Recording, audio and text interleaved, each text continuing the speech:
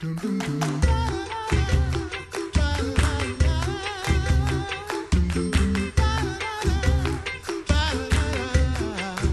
back to the Coffee Hour. I'm Andy Bates. I'm Sarah Gulseth. And we're talking about wellness, which is an important thing today. It is. It's like the cheese stands alone around here. I'm out sick for a long time and then come back, and then everyone else, I don't know if they're getting what I had or what, but it's a rough winter. Allergies. Yeah. To weird things. That's my problem. You'd think those sub-zero temperatures would kill all the germs, all the bugs. Nope. They're just hibernating and then coming back stronger, we trap them inside and incubate them. That is nasty. Let's talk about something more... Less gross. Yeah, less gross. And, let's talk about being well. And who do we do that with? Deaconess Heidi Goehmann, ilovemyshepherd.com. Thanks so much for joining us today, Heidi. Hey, thanks for having me. I'm really excited about this particular episode because I think it's something that is off our radar. Like, we don't normally think about it. Yeah. What do you mean? We forget about you, Andy. Church work students? Right. Yeah, I think that we are really reactive to wellness. Like, we kind of think about it for workers, especially once they're in the field, is like our current thing. We're just starting to get there, but this is like dialing it back and going to very, very proactive, for church work students. So if you are already, in that place where you're studying and learning and looking ahead to ministry life, kind of gaining some ground of prepping ahead of time. And I think that's a good place for us to be in. And obviously it's going to fit with workers out there in the field.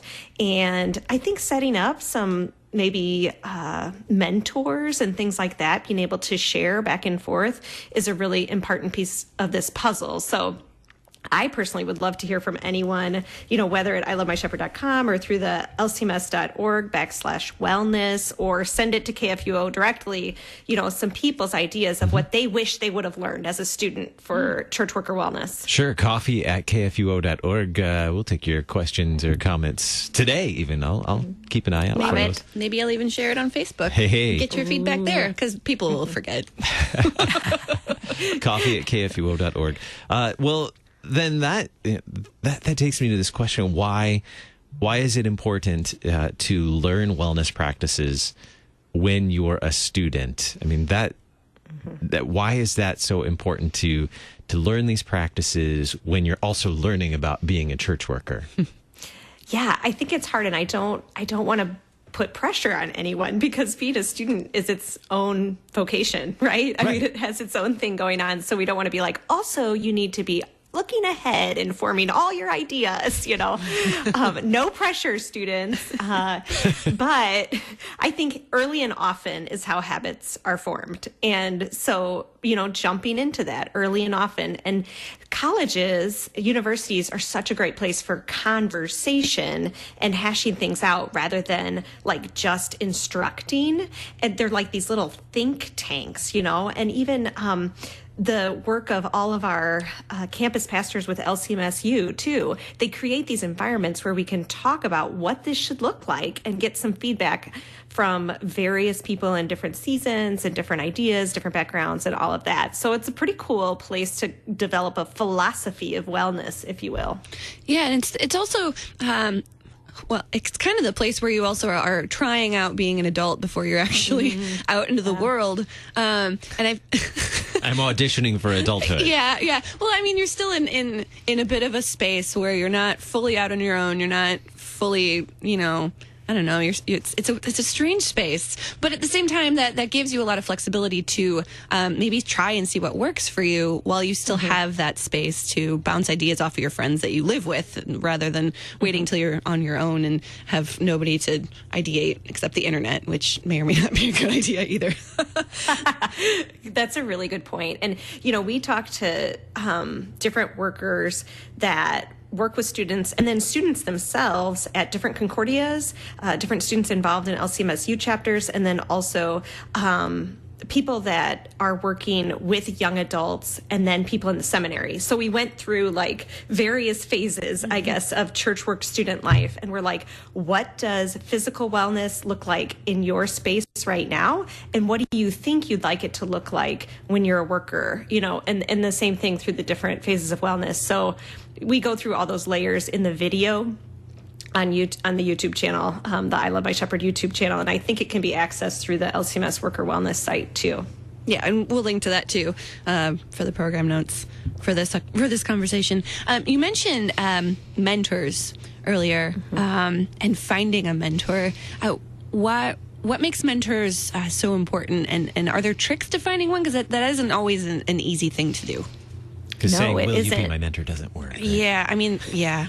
It's like, honestly, I think that first it kind of does work, and we forget that step. You know what I mean? Like, we forget that step is like looking around, finding someone that's doing something well that you would like to learn and grow in that way. Or maybe they're like the root of their character and their values. You're like, oh, that really stands out to me, and I'd like to learn from them. Like, just asking sometime is what makes it happen, instead of waiting to fall into a relationship or join a cohort or all these fancy things. So I definitely encourage people to just like look around. Bob Goff has this really clever thing where he calls it Bob plus 10. And so like you look for someone who's about 10 years older than you that looks like the way you want to look in 10 years. And then you ask them to mentor you, to meet with you on a regular basis. And I think that's the heart of mentorship, to like look at Sarah's question, is just kind of meeting regularly, whatever that looks like. It is kind of important that it's both organic and then not organic. You have to set a schedule. You have to like kind of make things happen. Otherwise they just don't in our world, in our lives, with our schedules. But at the same time, you can't force like weird relationships. It's not going to happen. You have to like, let the Holy Spirit kind of lead and point out that person, and then, see where it goes from there. And sometimes it doesn't stick, and that's okay. Move on and find another, Bob plus 10 or whatever. But it's just an important like life skill to, I think, sometimes ask someone for their to join you like on this journey, to join you in this life. And we don't like to invite, we like to be invited. And I think that trumps us up sometimes. You mentioned earlier that the habits and the practices that we establish in that young adulthood or in those formative years can carry on through our adult years as well. So why is it so easy for us to neglect the proper care of our bodies, especially during those formative years, like, staying up all night and not eating too much food, right? Or eating things food. junk food, not exercising. Are those habits that are going to carry over into our mature years, our adult years? I don't know if I'd call these my mature years, but. The latter, I don't know. Okay, we're just like, that's not going to work. But this is spiraling down. Yeah. What I would say is the habit thing it was one piece of the puzzle. Another piece of the puzzle is that there is a theological foundation for everything. And I think wrapped up in that for this is mortality and our belief that we'll be fine forever and that we're a little bit invincible. And, that is the bane and the blessing of like youth and young adulthood, is that oftentimes we have a clouded vision of our mortality.